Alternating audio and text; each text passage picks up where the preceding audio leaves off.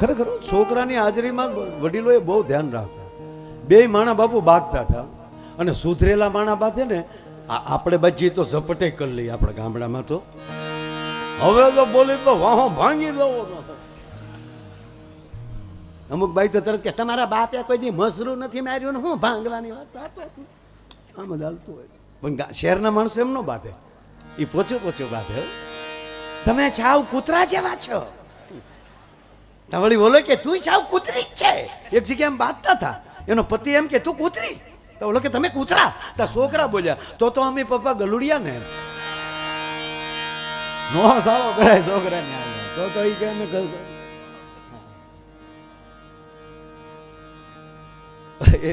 એક જે બે માણા બેઠેલા, એટલે રવિવાર હતો એટલે લખન સાંભળજો. રવિવાર હતો ને એટલે એમ કીધું કે એકચ્યુઅલી ચાલને આજે પિક્ચરમાં જઈએ આપણે. એટલે એની પત્ની ડાયા હતા, એણે કીધું કે આ છોકરા મોટા થયા, આ ઘરની ફિલ્મ ચાલુ થઈ. હા, અમુક ફિલ્મ જ બાપુ હારી. એમાં જે લાલો આવ્યું છે હમણાં, માયા કેરી સાદર ઓઢી,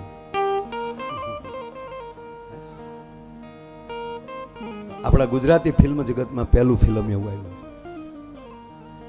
બાપુ. અમેરિકામાં ગુજરાતી સમાજ આવો જ ફૂલ જોવે છે બધા, એને ખૂબ ખૂબ ધન્યવાદ. નહીંતર તો આપણી જૂની ફિલ્મો અમુક, ઉપેન્દ્રભાઈ હતા સાહેબ, શું ઇતિહાસોને ઉજળા કરીને ઉપેન્દ્રભાઈ ગયા છે સાહેબ.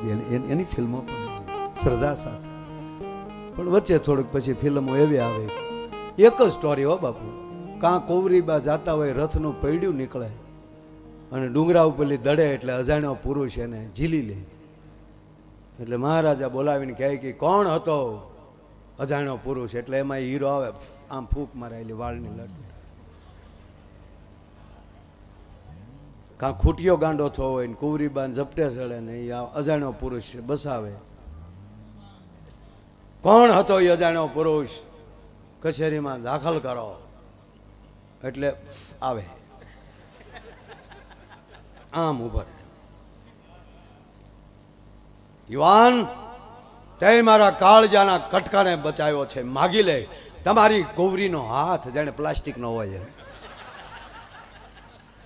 ત્યાં વળી સનેલ હતા, ગામને ઝાપે મળે, મારા બાપુજી કોઈ દી આ નહીં પાડે. પણ એમ હા પાડી દે તારા બાપ, તું હવે આવી વાત તું શું કામ કર?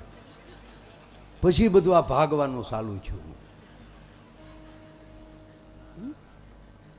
પણ સરસ આ લાલો ફિલ્મ આવ્યું. પણ આ બે માણા બેઠેલા ને છોકરાઓની હાજરીમાં ચાલને પિક્ચરમાં જાય. એટલે છોકરા તો રૂમમાં હતા, એટલે એની પત્નીએ કીધું કે આ છોકરા મોટા થયા, ભણવા જાય, તારા ડોહા લેશન કરે રૂમમાં બેઠા બેઠા. છોકરાઓને લઈને ફિલ્મમાં ના જવાય, એની પત્ની કહે છે, અને હકીકત કીધું. એવા ફિલ્મોમાં પરિવાર અરે જવું નહીં સાહેબ. હું ફિલ્મો સારી જ છે, કાલ ન કરી એ આવશે તો માફી માગો. ફિલ્મો સારા જ છે બધા, જેને જોવો હોય જોજો. પણ માવતર બેઠા ને અમુક એવો સીન આવીને ઊભો રહી જાય ત્યારે છોકરાને શું મોઢું દેખાડવું? પિક્ચર જગતને પ્રાર્થના કરીને કહું કે આવા ફિલ્મ બનાવજો જેથી કરીને આખો પરિવાર જોઈ શકે, ધર્મ જગત જોઈ શકે, ગુરુને શિષ્ય હારે બેહીને જોઈ શકે, માને દીકરો હારે બેહીને જોઈ શકે.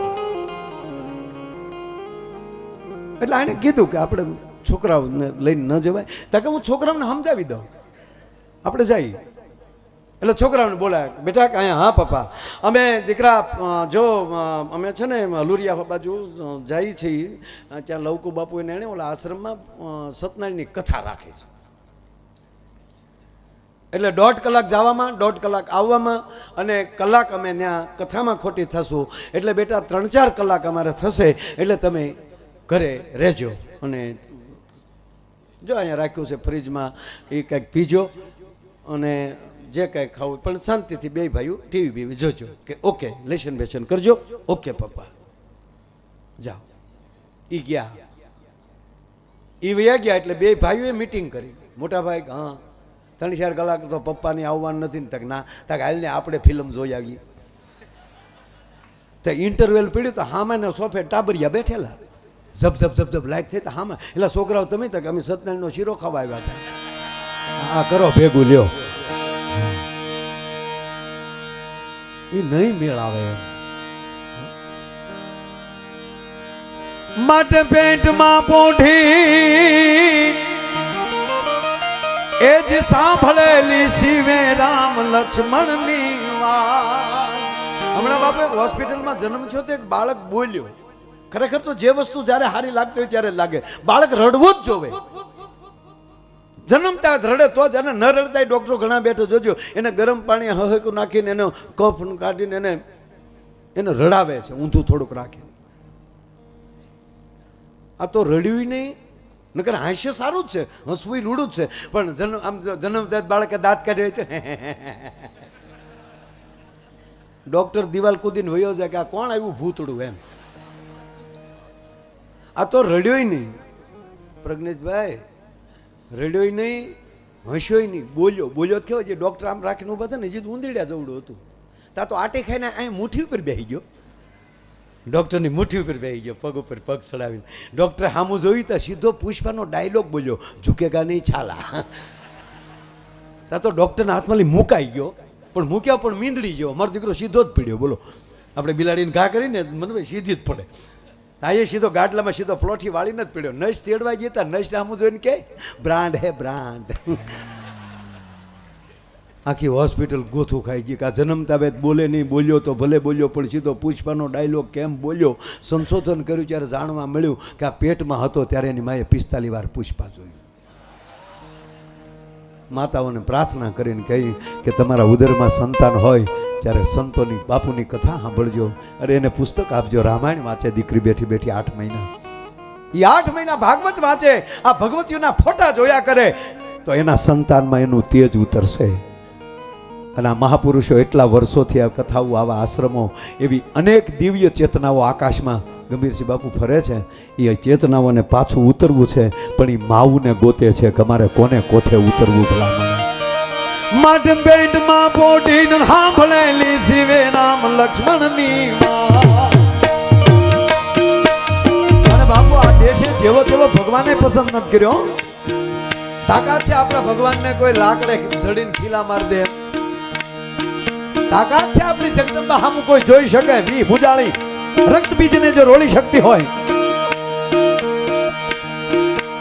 એક બે વાર ક્યાંક દીકરા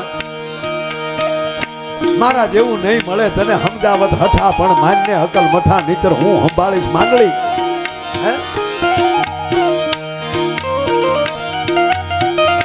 કાક બાપુ લખે છે સાવ સુવાળો નથી આ રાધોયા ભારતે કાયર દે.